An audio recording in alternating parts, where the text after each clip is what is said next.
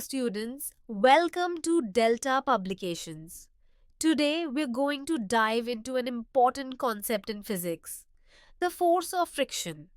By the end of this lesson, you'll understand what friction is, how it works, and why it's both helpful and sometimes a nuisance. Let's start with a simple example. Here's a rubber eraser resting on a table. When I push it, I feel a resistance. This resistance is the force of friction. Friction is the force that opposes the motion of two surfaces sliding past each other.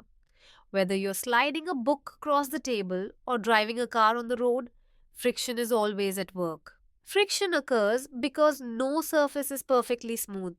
When two objects touch, microscopic bumps and grooves on the surfaces interlock, making it harder for them to move smoothly past each other. Friction depends on two things: the nature of the surfaces in contact and the force pressing them together. For example, rough surfaces create more friction than smooth ones. Look at this rough surface compared to this smooth one.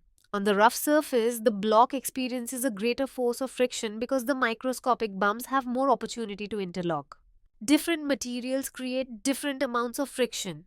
For example, rubber on concrete produces a lot of friction, which is why we have good traction on roads, while metal on metal generates less friction.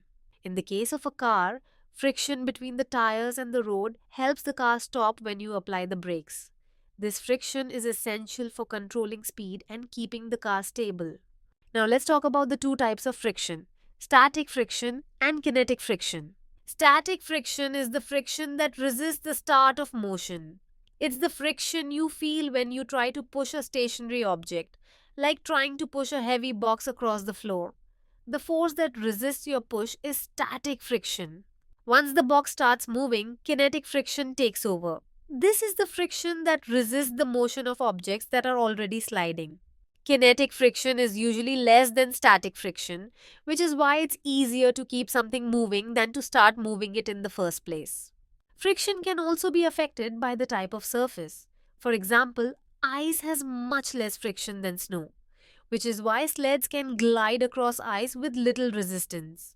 To summarize, here are the main factors that affect friction: the roughness or smoothness of the surfaces in contact, the force pressing the surfaces together, the type of materials in contact are. So, friction is both helpful and sometimes a problem. It helps us walk without slipping, but it can also cause wear and tear on machines. Understanding how it works is important in many areas of science and engineering. From walking and driving to machinery and sports, friction is everywhere. Understanding how to control it can help us improve safety and efficiency in many fields. Remember, friction is the force that opposes motion, and it depends on the surface and the force pressing them together. What type of friction resists the start of motion when you try to push a stationary object? Kinetic friction, rolling. Friction, static friction, fluid friction. Static friction. Which surface combination would likely produce the least amount of friction? Rubber on concrete, metal on ice, sandpaper on wood, carpet on wood. Metal on ice.